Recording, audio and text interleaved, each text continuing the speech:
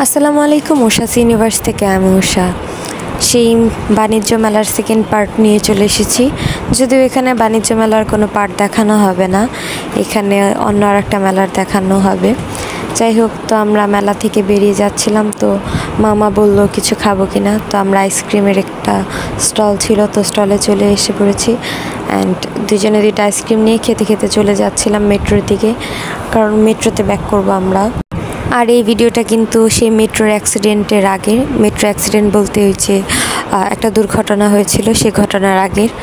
এরপর আমরা এই তো মেট্রো স্টেশনে চলে এসেছি। অ্যান্ড আমরা প্রথম ট্রেনটা মিস করি, চলে যাচ্ছিল ট্রেনটা, আর দ্বিতীয় ট্রেনটার জন্য চলে যাচ্ছিলাম। আমি সাধারণত মহিলা বগিতে যাই, তো আমি আর মামা আলাদা আলাদা যাচ্ছিলাম আর কি।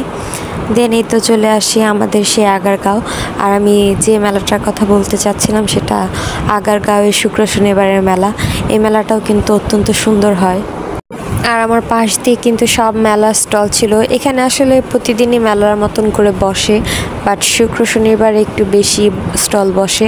এখানে সেই ভাইরাল কেক আজকে দেখিনি, হয়তো বা এখন আর বসে না, বা বসলেও কোথায় বসে সেটা আমি জানি না। অন্যান্য স্টলগুলো ছিল, আর ওখানে বাণিজ্য মেলায় যেরকম স্টল ছিল ওইটার থেকে এখানে বেশি স্টল ছিল। এখানে প্রোডাক্টগুলোর প্রাইসও অনেকটা রিজনেবল।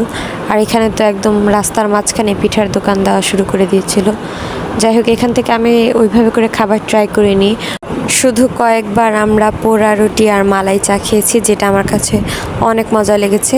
তাছাড়া আমার একদম হোস্টেলের সামনে বা কলেজের সামনে থেকে মুড়ি, ফুচকার, ভেলপুরি অ্যান্ড খেতাপুরি খেয়েছিলাম।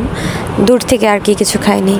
তো এইগুলো দেখতে দেখতে আমি আর মামা যাচ্ছিলাম, আর এখান থেকে তো কিছু খেতে হবে, এই জন্য মামা বলছিল কি খাবো। দেন আমি আর মামা ডিসাইড করি যে আমরা ফুচকা খাবো, তাই এই সব স্টল এড়িয়ে আমরা ফুচকার দোকানের দিকে চলে যাচ্ছিলাম। ভিডিওটা আসলে অনেক বড় হয়ে যাচ্ছে, এই জন্য একটু ফাস্ট করে দিয়েছি, আশা করি আপনারা বুঝতে পারবেন। তো এরপর আমরাই তো ফুচকার দোকানে চলে এসেছি। আর ফুচকা মূলত আমি একাই খাচ্ছিলাম, মামা খায়নি। ফুচকাটা অনেক মজার ছিল। আমরা এখান থেকেই ফুচকা, এর আগে দই ফুচকা এখান থেকেই ট্রাই করেছি। এরপর মামা পেমেন্ট করছিল, আর এখানে সুন্দর বিকাশের ব্যবস্থা ছিল, যেটা আসলে ভালো হয়েছে।